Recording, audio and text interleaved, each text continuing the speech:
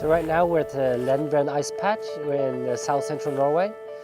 We are currently at our base camp, which is at about 1,650 meters above sea level. And behind me is the last remains of the ice leading up to the Lost Mountain Pass. And we can already see that the ice has receded a lot since last time we did field work here.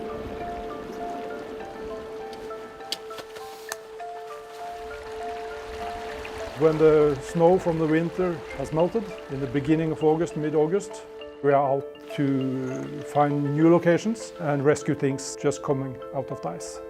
I was here first in 2006. Then the ice went all the way down to where I'm standing now, here. And now it's 200-300 meters maybe, up to the ice. Maybe 70% of the ice patch has disappeared in 18 years or something. First find today. In front of me here we have a part of a scaring stick. It would be a mobile fence for reindeer hunting. It's been lying here for maybe 1,500 years and it melted out a few days ago or yesterday. Lendbren is an extraordinary place, and that's mainly because of it's been a traveling route over the mountain pass. We are now at the top. We know that there had been a route here at least from 200 AD and with a lot of transportation in the Viking age. But after that, this route was forgotten.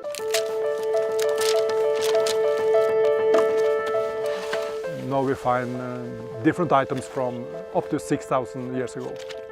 That tells a whole new story about the importance of the mountains in the past, both in Stone Age, Bronze Age, Iron Age. Where I'm sitting now is more or less the Vikings' highway from the inland to the coast. Oh, the yarn head. Guys, there's iron here.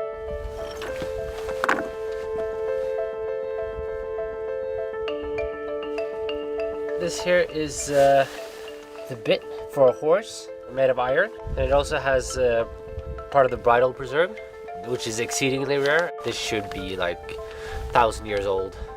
Maybe more.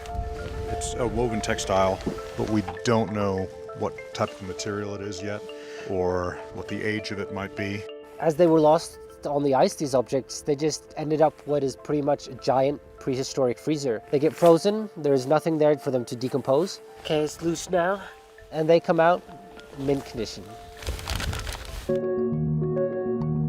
Rescuing these objects is pretty much a race against time. We have a small window of opportunity to save these for the future generations. The next step is to carefully bring them down from the mountain and get them to the museum in Oslo. And there will be different types of analyses. We have found a whole tunic, 1,700 years old. It's the oldest garment in Norway.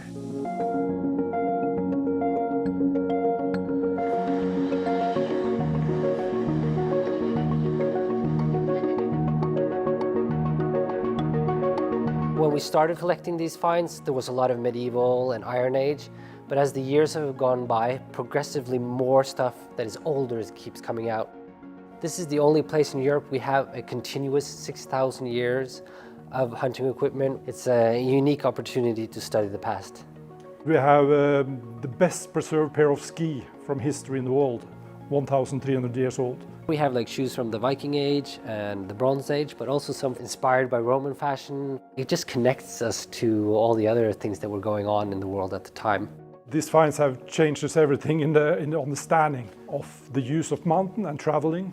You suddenly have this whole world that we didn't know about 10, 15 years ago. These snow patches, they are slowly dying, and it has to do with climate change. Warmer climate, more rain, humid. The snow ice is melting rapidly.